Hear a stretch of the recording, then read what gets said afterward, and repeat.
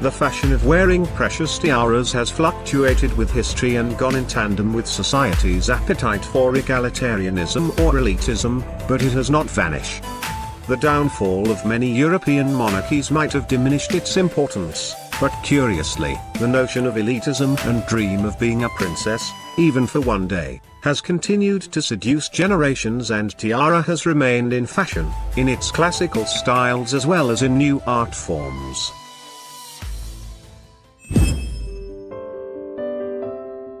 Most royal watchers instantly recognized the glittering diadem as Queen Mary's lover's knot tiara, often shortened to the lover's knot. The lover's knot tiara was commissioned for Queen Mary in 1913 from Britain's House of Garrett. It consists of diamonds and a collection of 19 hanging pearls, all set in silver and gold. Later it was handed down to Queen Elizabeth. She then eventually gave it to her daughter-in-law, Princess Diana. It was through Diana that lover's knot became one of the most recognizable pieces of jewelry belonging to the British royal family. She famously paired it with a white, pearl-encrusted Catherine Walker ensemble while visiting Hong Kong in 1989. Upon her divorce from Prince Charles, the tiara was returned to Queen Elizabeth as part of the divorce deal.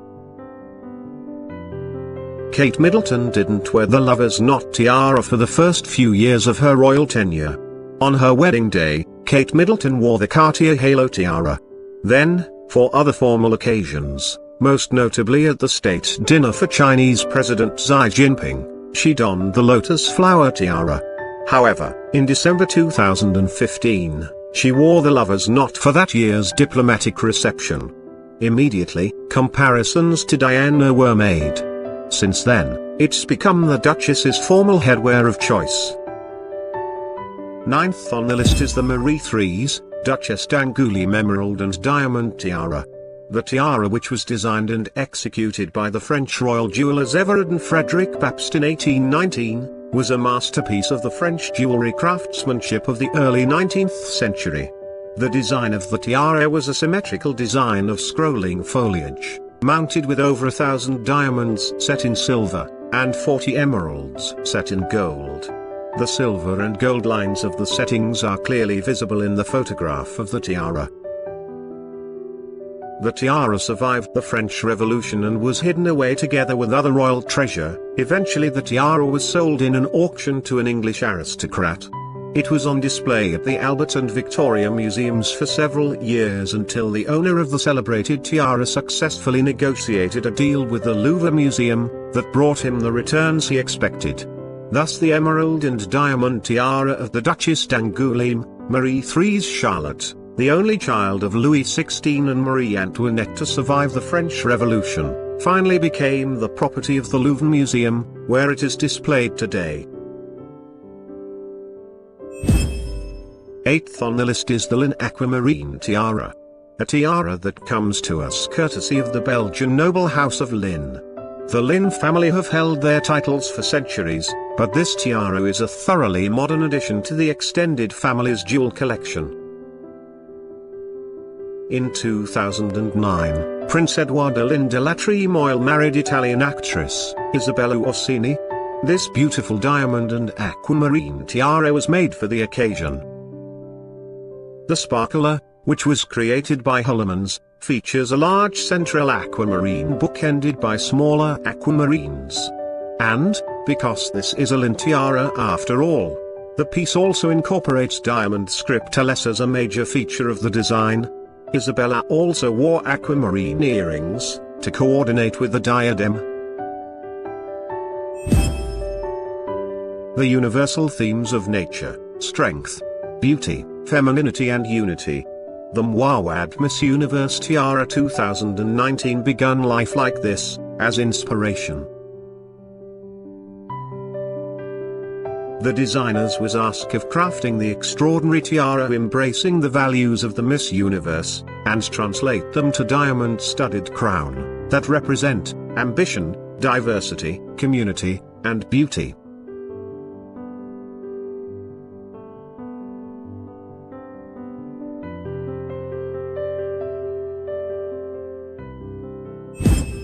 This tiara came to life in a meticulous process that combined the artistry and creative vision, using technology, master craftsmen, and the expertise to source and polish diamonds to the highest standard. The tiara's name, The Power of Unity, is meant to celebrate a woman for being complex, diverse, unapologetically ambitious, and strong. The interconnected line motifs are meant to represent the community of women from around the world whose band unite them, and reminds us that we are stronger than apart. Sixth on the list is this beautiful emerald tiara from the collection of Princess Katharina Henkel von Donsmarck in the 1900s. I think it is difficult to exaggerate the importance of this emeralds. This is undoubtedly the greatest raw of original fabulous stones, 11 of them perfectly match. And what is extraordinary, is that, if you want to describe it to somebody, what color the great emerald is, you would point at these stones. They are like green berries, it's what is known as the old mine material. The emeralds itself is absolutely remarkable. It is estimated the weight to be well over 500 carats, which is a huge amount. They would have been mined in Colombia, probably in the 16th century, and they would have been traded with India. The emeralds are typical of a way of wearing emeralds in India in the 17th century, cutting them in a way of almost rolled pebbled beads, and characters will be drilled along the main axis, with this rather thick drill holes. So, one can easily imagine that this could worn around the neck by a Maharaja or a prince. And then, subsequently finding its way into France in the turn of the 19th century. There's really no period in European history where jewelry was more glamorous and more abundant than the better part of end of the 19th century. Prince Guido Henkel von Donsmarck was at that time the richest man in Germany and one of the richest men in Europe. In 1887 he married a Russian aristocrat, Katharina Sleptsov, and this tiara was commissioned for her as a gift. Donsmarck commissioned this tiara from Chormy. The design of the tiara, the base of the tiara is typical of the late 19th century. Very delicate garden forms set in diamonds and studded with this large cushion pale yellow diamond, which contrast perfectly with the emeralds. Fifth on the list is the Queen Alexandra's Kokoshnik tiara. There are so many reasons to love Queen Alexandra's Kokoshnik. It's an utterly classic tiara from a design perspective. It's a literal wall of diamonds. It has a fascinating, Romanov-related backstory.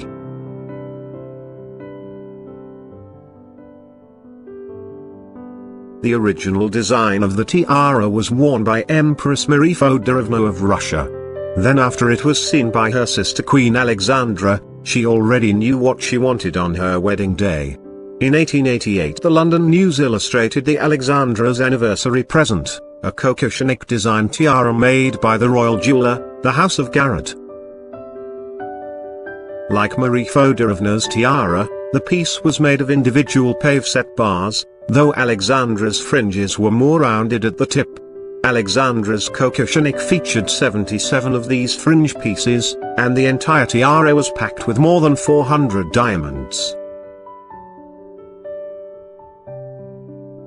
One of the tiara's first appearances at a major royal occasion came a few years later, when Alexandra wore the diadem at the 1893 wedding of her second son, the Duke of York, later King George V, and Princess Mary of Teck. In portraits taken on that day, the flexibility of the tiara is apparent, the fringes are not bunched tightly together, and spaces are visible between the bars. Alexandra appears to have used another jewel, possibly a bracelet, to help gather the fringe together. When Queen Alexandra died in 1925, the Kokoshnik was inherited by her daughter-in-law, Queen Mary. A fitting choice, since it was famously worn by Alexandra at Mary's wedding. Queen Mary died in 1953, and along with most of the rest of her property, she bequeathed the tiara to her granddaughter, Queen Elizabeth II. The piece quickly became a central part of Elizabeth's jewelry collection. There are tiaras, and then there are masterpieces. Today's tiara definitely falls into the latter category. One of the most stunning tiaras in the collections of the extended British royal family, the Fife tiara was given to Princess Louise.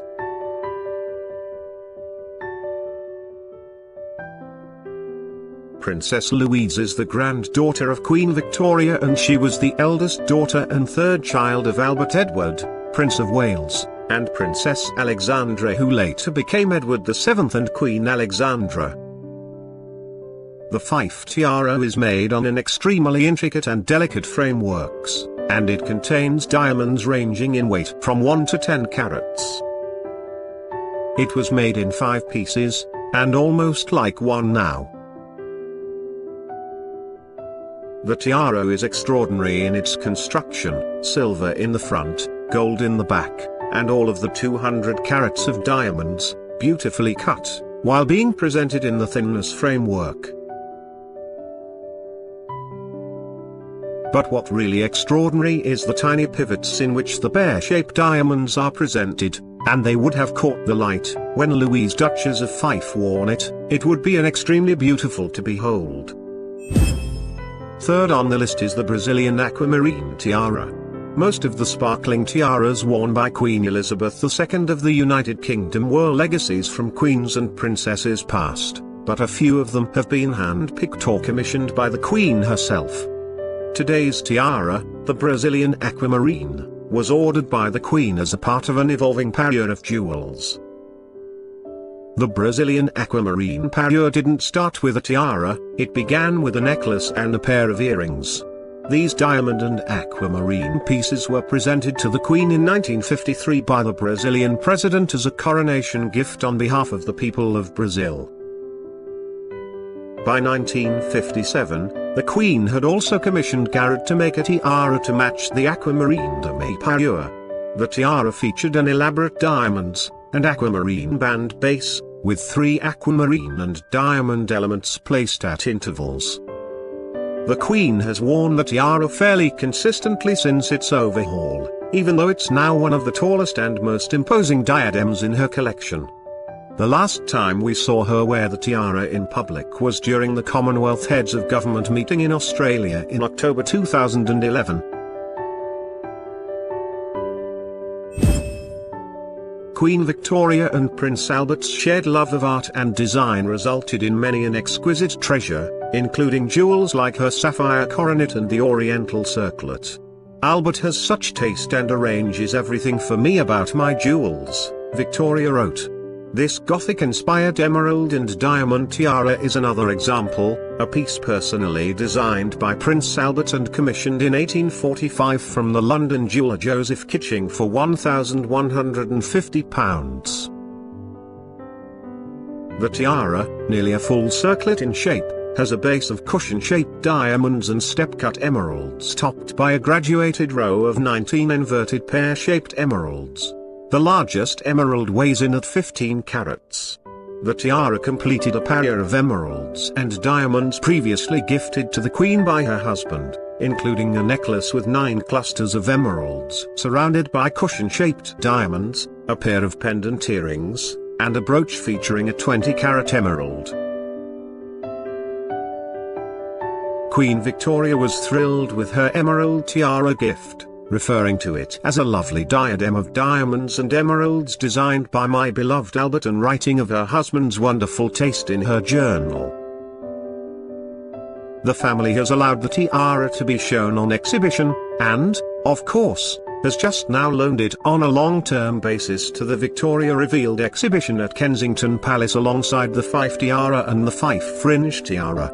The rest of the emerald parure is also on show, ready and waiting for your admiration. It already has mine. This is one of my absolute favorite pieces. Magnificent. This unique emerald tiara was made by Harry Winston in 1958 in advance of the marriage of the Shah of Iran and Farah Diba. Much like the Noor Orleans tiara, which was made in the same time frame for the same purpose. It includes a mix of diamond colors and incorporates old stones from the Iranian crown collection. The heart-shaped pointed base is made of a row of platinum set baguette white diamonds which sit underneath a double row of pink, yellow, and white diamonds. The brilliants are thought to be from the 19th century and Indian in origin. The largest two are 15 carats apiece. The top is set with 7 large oval and round Cape emeralds which are probably from South America and were likely cut before 1738, when Nadir Shah invaded India. The emeralds range in size from 10 carats each, for the two smallest, to 65 carats, for the large central stone, and are framed in diamonds thought to be from South Africa. The tiara may have been a signature piece for the empress, but it belonged to the crown jewel collection and as such did not come with her when the imperial family fled the country in 1979. While they are no longer worn, the jewels are safe and sound and available for public viewing at the Treasury of National Jewels in the Central Bank of the Islamic Republic of Iran in Tehran. I hope you had a wonderful time viewing some of the most beautiful tiaras made for the royalties, nobles, and pageantry. It was a pleasure. Have a wonderful day.